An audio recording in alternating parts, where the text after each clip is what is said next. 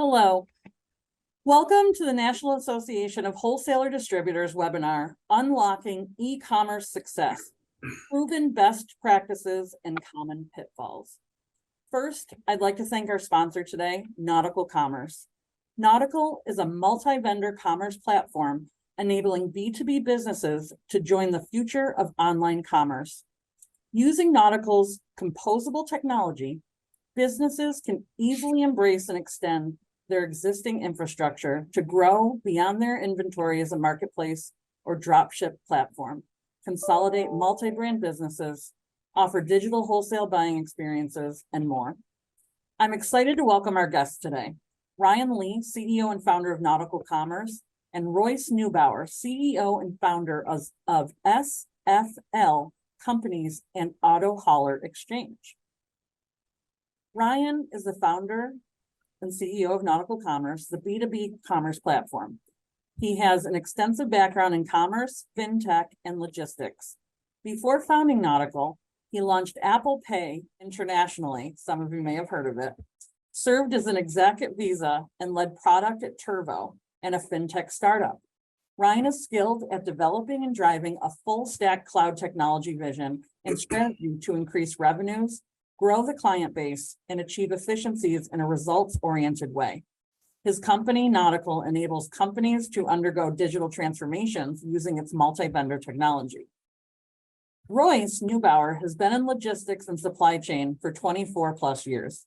He started his first company in 2011, second in 2013, and now has his third in 2021.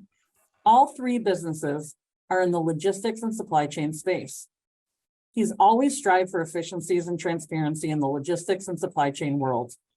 This constant goal of driving out wasteful spend, manual touches, inefficient route optimization tools, empty miles, and unneeded administrative tasks is what led Royce to creating the Auto Hauler Exchange, also known as AHX. AHX is a B2B marketplace which has revolutionized the way vehicle haulers and vehicle shippers collaborate in a frictionless, digitized, efficient manner. Their goal is to help carriers eliminate empty miles and help them fill their trailers in an efficient digital process through the Auto Hauler Exchange. A couple things to note before we get started. If you'd like to ask questions, please submit them via the Q&A function at the bottom of your screen. And this webinar will be recorded and it will be posted in NEW's digital warehouse, our online resource library. Ryan and Royce, what you have for us today? Thank you, Patty. Today, we're going to talk about unlocking e-commerce success. And specifically, we invited Royce to come and join us for this because Royce was able to launch and digitize a business that was undigitized with the commerce platform. He used Nautical, and he's done at least 2 digital transformations. So we felt like provided the audience as well as his experience going through this journey, it would be well received. So again, Royce being the founder of Auto Hauler Exchange, myself doing Nautical Commerce. We both have at least 2.5 decades of experience. His hair survived, mine didn't. So I got to figure out how that works. But yeah, today we're going to talk about that. But before we get there, I kind of wanted to anchor in what Royce did and how quickly he was able to do it. So Royce, if you don't mind, can you walk us through, in Reader's Digest version, your vision and ultimately, how you leveraged a platform to get to where you're at, and then we'll expound on that through the rest of the conference here. Yeah, definitely. Thanks for having me, Ryan, Patty. Excited to be here. So the Auto Hauler Exchange derived from basically me coming into the vehicle logistics space without blinders on. I was introduced to the space just a few years ago and found it to be one of the most antiquated, underserviced, underdeveloped from a technology standpoint, space in supply chain. And I came up with this concept of truly digitizing the middleman processes within supply chain and logistics. And it was the reason I chose the vehicle logistics space is because a lot of trucks driving down the road, you can't see that empty space on the trailer. If it's a dry van or a refrigerated unit, you know there's space in that trailer, but you just can't see it. With these vehicle logistics haulers, especially being from the Detroit area of Michigan, you see so many trucks driving down the road with empty space, unused capacity, driving empty miles. And we really wanted to try to create efficiencies in that space, unlock potential for shippers and carriers in that space. So I'd say, was it about 2 years ago, I gave you a phone call, Ryan, just out of the blue, and found out you were creating a enterprise marketplace company. And I pitched this concept to basically be the B2B marketplace in the vehicle logistics world. To my surprise, you weren't so excited about the concept. You wanted us to be an auction, which I don't disagree with you. Maybe that's what it evolves into at some point. But nevertheless, you decided to get to work and build out a few pages of a pitch deck for us. And within, I believe, 60 days, we were in front of one of the largest remarketed shippers in the world, definitely the largest in the United States, pitching the auto hauler exchange concept on how we could truly digitally transform the way they were moving vehicles around the country. Fast forward that to now, we launched in December of last year with a very soft beta launch with approximately 4 shippers and maybe 10 carriers. Started walking a little bit in January and February, started jogging a little bit in March, April, May. And as of today, we have 90 shippers nationwide who are actively moving vehicles on the platform and over 1,200 carriers that have signed up organically. The reason we feel that we've had this type of success is because we are truly unlocking potential in an industry that was very rigid, that was very archaic, and that didn't have the ability to allow carriers to see opportunities around them and the ability for shippers to see carriers in their market. So we're simply just opening that window for them. We're opening that door for them to collaborate and communicate together. And our shipper and carrier partners are excited about the future. Yeah, and Royce, I'm going to ask you the question you probably hate. So, buyer beware. Beware. How are you not a broker? Oh, that's a funny one. I own a brokerage, so I know what the brokerage business does, and I know what a digital transformation is. A broker is going to manage the negotiation of that shipment. They're going to manage the pricing with the shipper. They're going to manage the pricing with the carrier. And then they're going to be responsible for making sure that carrier gets from point A to point B. And they're going to be the communication arm in that entire transaction. From the second that shipment is booked to the second it delivers, the broker is the main conduit that connects that.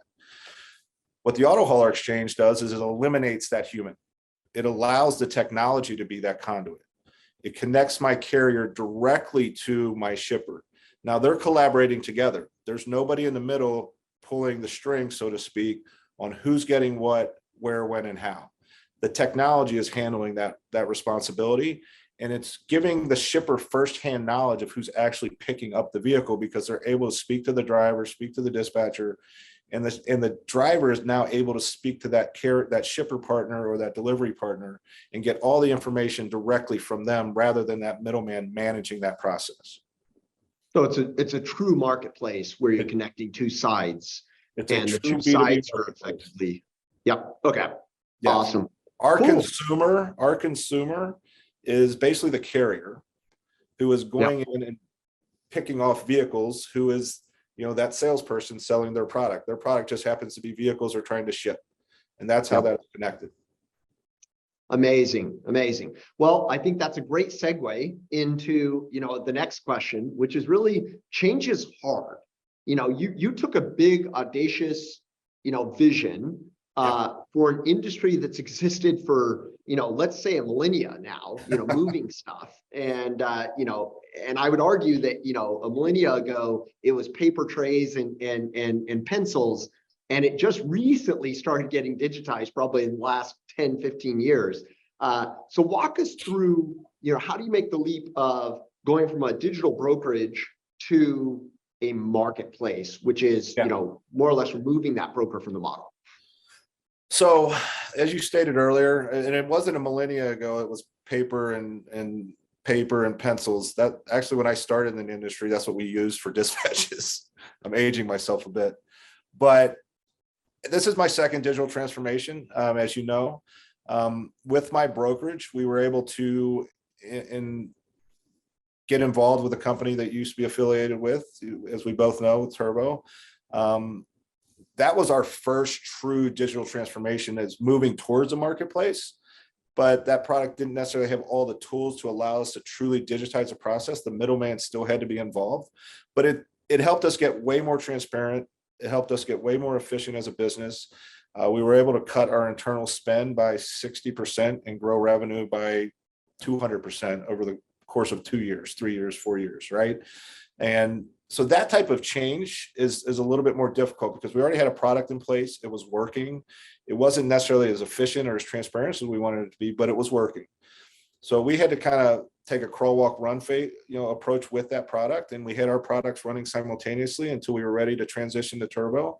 The change management portion of that has to start at the top. If leadership is not 100% behind the process and not 100% ingrained in understanding what the product can and cannot do, you're going to fail internally.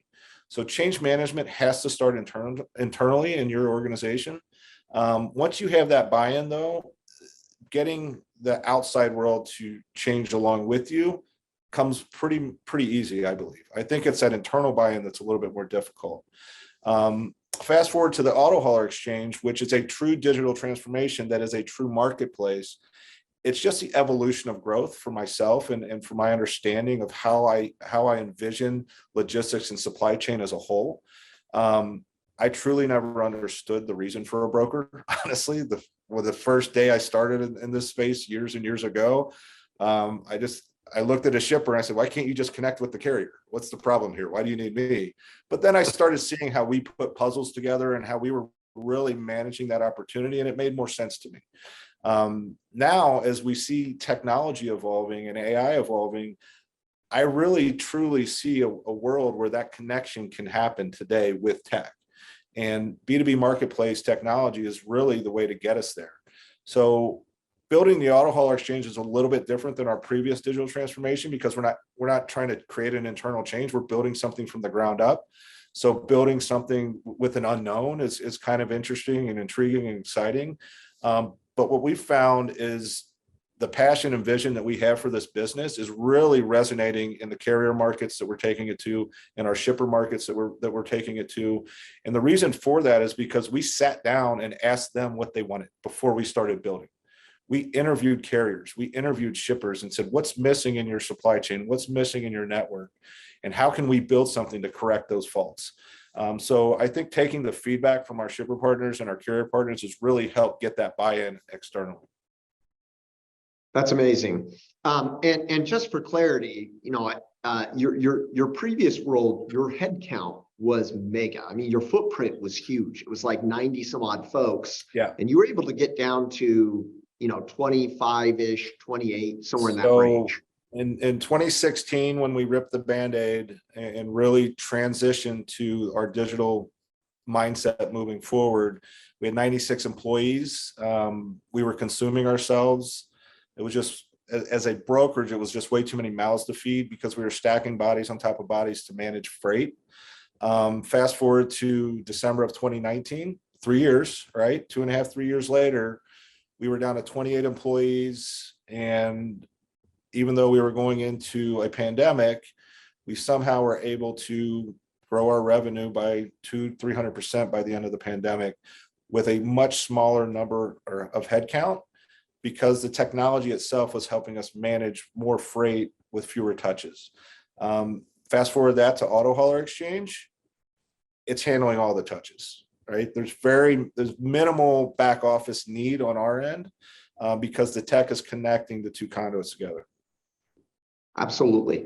And I think the key there is it's an evolution, right? It's not a light switch moment. It's 100%. really this journey. Okay. It's been a journey that's, year after year after year. And at some point in time, we're going to make this more efficient and more transparent, and it's just going to continue to grow. And I love this slide, right? I think when people think of a digital transformation, they think it's this massive jump up a hill or down a cliff or whatever you want to look at it. But it is a slow, methodical, thoughtful process along a long path.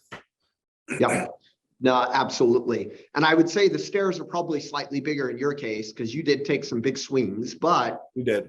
They weren't swings that you had to jump, to your point, off a cliff with a parachute. Yes. It was manageable, it was survivable, and the economics going into it, the capital investment probably wasn't going to break you. No, it was not. And I think some of it is you've got to take your own blinders off. With SFL, I'd been in an industry for so long that it was kind of hard to see outside of the box a little bit, right? Because I'd been in freight for so many years. And when I saw the potential that that product gave us, it just kind of opened up a new lens for me. Well, vice versa with Auto Hauler Exchange, I'd only been in that space for a very short period. I didn't go into it with blinders on. I just looked at it and said, this is broken. How do I fix it? How can we fix this? We've got to find a way to fix this. So even though we took some big leaps, we were very thoughtful in our process. We sat down with your team, we sat down with the Turbo team, and really wanted to see what your vision was and what you could truly build for us, and how it could really make us more efficient, make us more transparent, and give us the flexibility to build out our ecosystem for our shippers and our carriers the way we needed to. And, that's where the relationship has been phenomenal with us in Nautical. But at the same time, even though we're slowly walking up that path together, we're actually moving rather rapid. It's take off pretty quick. Absolutely. Cool. So I'll ask this next question, but I'll jump in and answer first. Is how can a company or the plural us approach digital transformation realistically? It's interesting because if you look at really successful digital transformations, they're always a capability maturity. They're always a journey to get there. If you think about what Amazon did, Amazon didn't become a marketplace overnight. They started selling books online as an e-commerce company. They then eventually introduced drop shipping, and they tried to get the publishers to do this. That was not a very feasible process for them because they were used to shipping mega boxes, and putting a single book in a big box just didn't work. Didn't make sense. And then there was a need to eventually become a marketplace. So if you think about it, what we did, and I think, Royce, this rubric here is something you and I followed when we originally engaged around our digitization of your business. Is we said, hey, what does this look like? And I think our process was slightly accelerated because you had a very loud voice and a very clear vision. But I think we were 15, 45, and 60 days to the point that we got to production, and we were able to get in front of one of your biggest customers. But this process is super important, not only because right, wrong, or indifferent. While a vision can be crystal clear, the nuances and the details getting there are what's most important. And you don't have clear vision around that. You don't have precise vision around like the details to get there. But what this phased approach helped us do is it helped us learn. It helped us figure out what was actually going to work. And I think the first thing we built was the booking utility for the carriers. We got that in front of them, and we watched them use it. And I think we had a couple bonehead moments where they kind of said to us, guys, what is going on here? And these were epiphanies that we were able to have really quickly and say, oh, wow, if we just implement this, it'll fix it. I think by the 45-day mark, we ironed out a lot of those things, released it to a larger audience. And then by the 60-day mark, we had enough information to be successful and go to a shipper and get them to actually put cars on the load board. So Royce, can you walk us through that? Yeah, I would say a couple of things. In the planning phase, it's just sitting down with your team and getting realistic expectations of what you were building and how you could create a product that we could run with ourselves. and understanding the requirements there was first and foremost key. So I think for a founder or a CEO, CTO, whoever is making that decision, is truly understanding what your product, what the nautical product can bring to the table for them. And then speaking internally on what their team is capable of building and how quickly they can get that to market, right? So there's two sides there of that team. It's our internal team and it's the nautical team working hand in hand, but understanding your product, understanding what we're truly trying to build. And to your point, when we took it to the carrier market first, we thought we had a good product. We thought we had all the answers, right? So I would say, don't be afraid to make mistakes. You're going to make mistakes, and that's part of the maturation process. So we made small mistakes. We didn't build a ton of product. We said, all right, this is the simplest version that we can build. Let's see what they say about it. And then they gave us the feedback to expand on the product. I think I've been a part of a different launch, as you know, with our friends.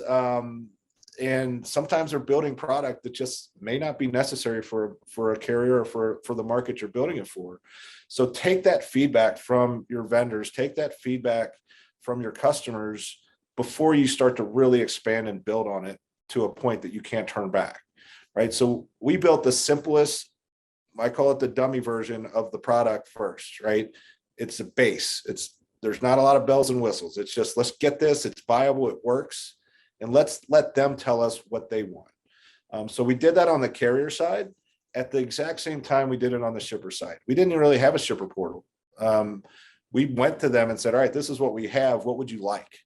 What's going to make your day more efficient? What's going to cut touches out of your day? What's going to cut time out of your day? What's going to make you more efficient? And how do we build that in a frictionless manner where we can tie it right into your back office? So I think just taking that thoughtful, methodical approach out of the gate was key. And it's your phrase that you've coined, the crawl, walk, run. Don't be afraid to crawl, right? Everybody wants to run. But I think that's where you can get ahead of yourself and truly make mistakes that are hard to turn back from.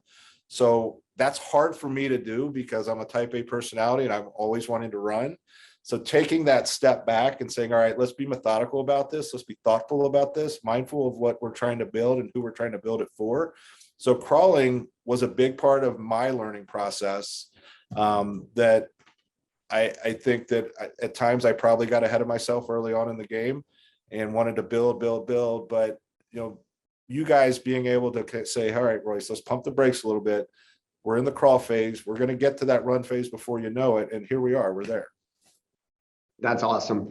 I would argue that's definitely one of the greatest lessons you learned. What else have you learned in this process, Royce? I've learned that transformation doesn't have to be painful, right? It doesn't have to be this big, heavy lift that's painful. I think if you go back to the previous slide, the planning process is key.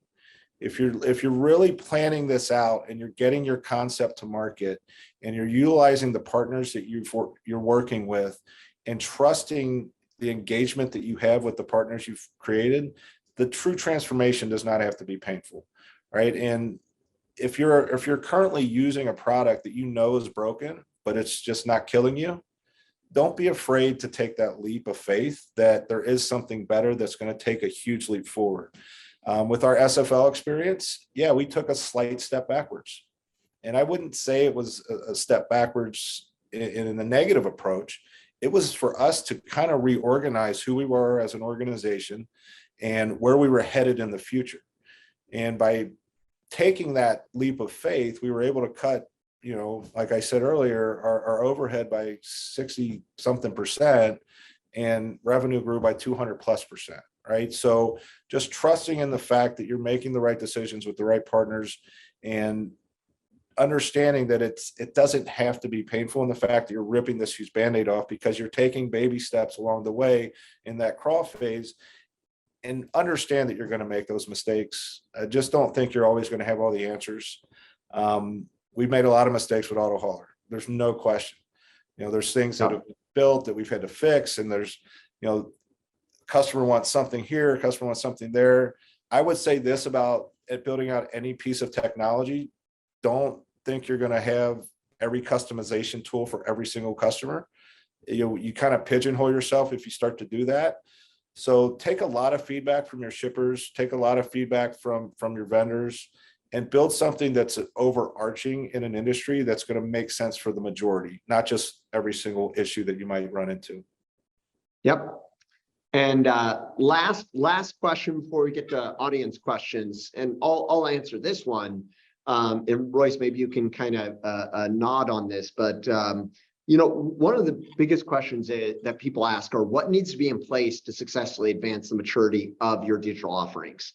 I always say change management because, at the end of the day, any digital transformation is really three components. It's people, it's process, and it's technology. Technology is really just an enablement platform. And, what I found in digital transformations that generally fail, it's because people try to take their process that they built because of their defunct former systems or their broken or limited capable systems and not the new enabling technology. And so getting buy-in from your process owners and even others that are going to use the platform, internally is probably the most critical thing that you need to be successful. It's not only to get an executive sponsor and a champion to kind of clear the way and make sure the project can proceed, but also the people who are going to use it.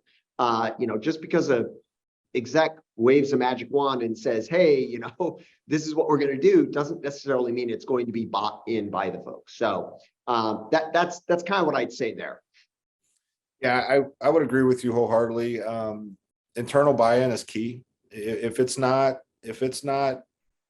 in the culture of the business from the start, you're going to set yourselves up to fail. But also, I would say a true understanding of your why. Why are you creating this digital transformation? Can you really explain that in grave detail to your internal staff, to your internal leadership, and externally once you've built that product, right? Is it solving a problem? Is it truly changing something in a positive manner?